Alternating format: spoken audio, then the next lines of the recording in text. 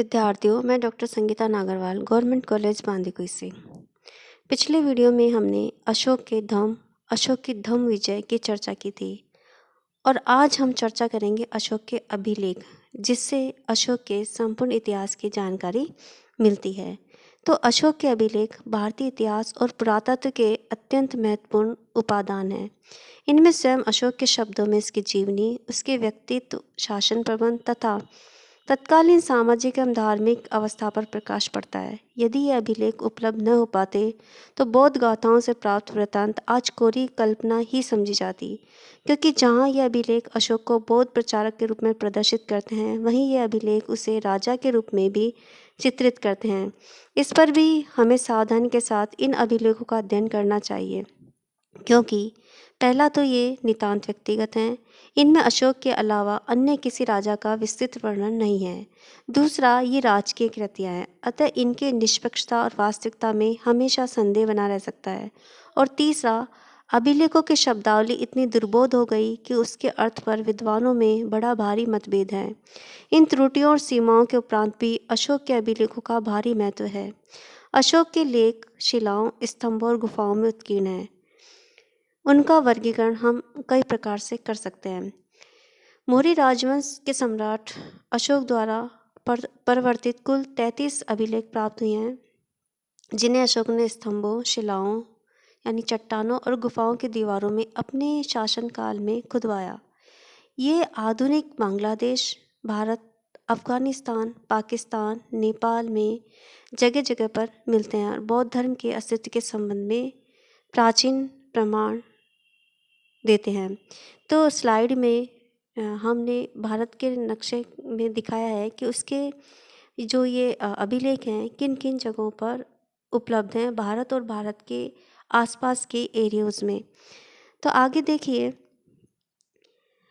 अभी अशोक के ये अभिलेख पूरी क्षेत्र में यह जो आदेश अभिलेख हैं प्राचीन मागधी में ब्राह्मी लिपि के प्रयोग से लिखे गए हैं और पश्चिमी क्षेत्रों के शिलालेखों में खरोष्टी लिपि का प्रयोग किया गया है। एक शिलालेख में यूनानी भाषा प्रयोग की गई है, जबकि एक अन्य में यूनानी और अरामाई भाषा में द्विभाषीय आदेश दर्ज है। इन शिलालेखों में सम्राट अपने आप को प्रियदर्शी, प्राकृत में प्रियदर्शी और देवानाम प्रिय यानी देवों का प्रिय, प्राकृत में देवानाम प्रिय की उपाधि से बुलाते हैं। शाहबाजगढ़ी एवं मानसेरा के अभिलेख खरोष्टी लिपि में उत्कीर्ण हैं। तक्षशिला एवं लगमान जो काबुल में है के समीप अफगानिस्तान अभिलेख आरमाइक एवं ग्रीक में उत्कीर्ण है। इसके अतिरिक्त अशोक के समस्त शिलालेख, लघु शिला स्तंभ लेख एवं लघु लेख ब्राह्मी लिपि में उत्कीर्ण है। अशोक का इतिहास भी हमें इन अभिलेखों से प्राप्त होता है। अभी तक अशोक के लगभग 40 अभिलेख प्राप्त हो चुके हैं। सर्वप्रथम जेम्स प्रिंसेप नामक विद्वान ने अशोक के अभिलेखों को पढ़ने में सफलता हासिल की है। तो इनके जब अभिलेखों को हम विभाजित करते हैं तो हमारे सामने कई तरह के लेख आते हैं, जिनको डिवाइड करते हुए विद्वानों ने जिस रूप में इनको डिवाइड किया है उसको हम बता रहे हैं।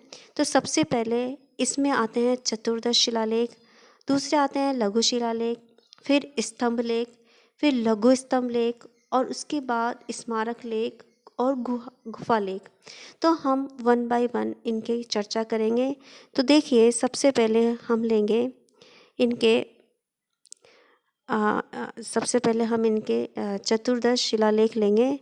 और अशोक के 14 जो दीर्घ शिलालेख स्लाइड में आपको नज़र आ रहे हैं, अशोक के 14 दीर्घ शिलालेख या बृहद शिलालेख विभिन्न लेखों का एक समूह है जो 8 भिन्न भिन्न स्थानों से प्राप्त किए गए हैं, जिसमें सबसे पहला है धौली। यह उड़ीसा के पुरी जिले में है।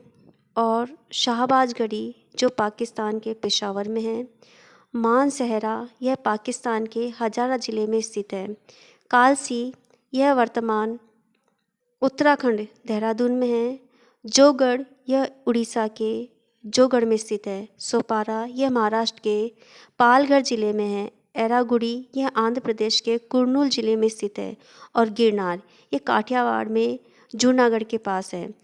तो ये थे इसके दीर्घ शिलालेख। अब हम देखते हैं कि इन 14 दीर्घ शिलालेखों का विषय क्या है। तो हम एक एक लेते हैं। सबसे पहला ग्रुप है प्रथम शिलालेख। उसमें किसी भी पशु वध न किया जाए तथा राजकीय मनोरंजन तथा उत्सव न किए जाने का आदेश दिया गया है। दूसरे शिलालेख में मनुष्यों और पशुओं के लिए चिकित्सालय खुदवाना और उनमें औषधि की व्यवस्था करना, मनुष्य एवं पशुओं के कल्याण के लिए मार्गों पर छायादार वृक्ष लगवाना तथा पानी की व्यवस्था के लिए कुएं खुदवाने के आदेश हैं। तीसरे शिलालेख में राजकीय पदाधिकारियों को आदेश दिए गए हैं कि प्रति 5 वर्षों के बाद धर्म प्रचार के दौरे पर जाएं। चौथे शिलालेख में राजकीय पदाधिकारियों को आदेश दिए गए हैं कि व्यवहार के सनातन नियमों तथा नैतिकता एवं दया का सर्वत्र प्रचार प्रसार करें। पंचम शिलालेख में धर्मामात्रों की नियुक्ति तथा धर्म और नैतिकता के प्रचार प्रसार के आदेशों का वर्णन है। छठे शिलालेख में राजकीय पदाधिकारियों को स्पष्ट आदेश दिया है कि वे सर्वलोक हित से संबंधित कुछ भी प्रशासनिक सुझाव मुझे किसी भी समय या स्थान पर दें। सातवें शिलालेख में सभी जाति संप्रदाय के व्यक्ति सब स्थानों पर रह सकें, क्योंकि ये सभी आत्म संयम एवं हृदय की पवित्रता चाहते हैं। अष्टम शिलालेख में राज्याभिषेक के 10वें वर्ष अशोक ने संबोधि बोध गया की यात्रा कर धर्म यात्राओं का प्रारंभ किया। ब्राह्मणों एवं श्रमण के प्रति उचित बर्ताव करने का उपदेश दिया गया है। 9वें शिलालेख में दास तथा सेवकों के प्रति शिष्टाचार का अनुपालन करें, जानवरों के प्रति उदारता, ब्राह्मण एवं श्रमणों के प्रति उचित बर्ताव करने का आदेश दिया गया है। 10वें शिलालेख में घोषणा की गई कि यश और कीर्ति के लिए नैतिकता होनी चाहिए। और 14वें शिलालेख में धर्म प्रचारार्थ अशोक अपने विशाल साम्राज्य के विभिन्न स्थानों पर शिलाओं के ऊपर धम्म लिपिबद्ध कराया, जिसमें धर्म प्रशासन संबंधी महत्वपूर्ण सूचनाओं का विवरण है। अब हम इन चतुर्दश शिलालेख के बाद देखेंगे जो दीर्घ शिलालेख थे।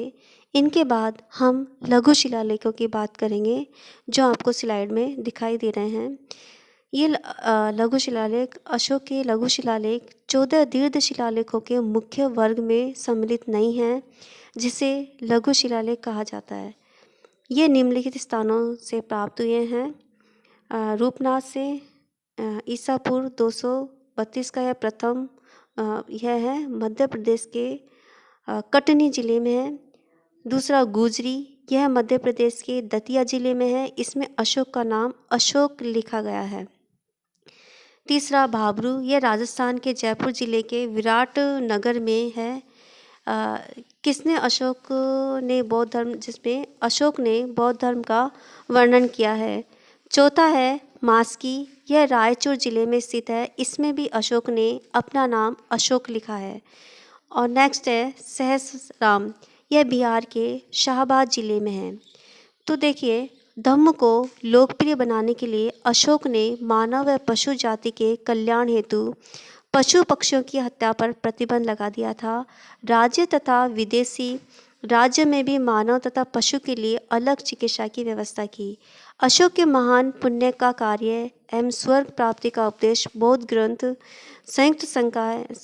संयुक्त निकाय में दिया गया है।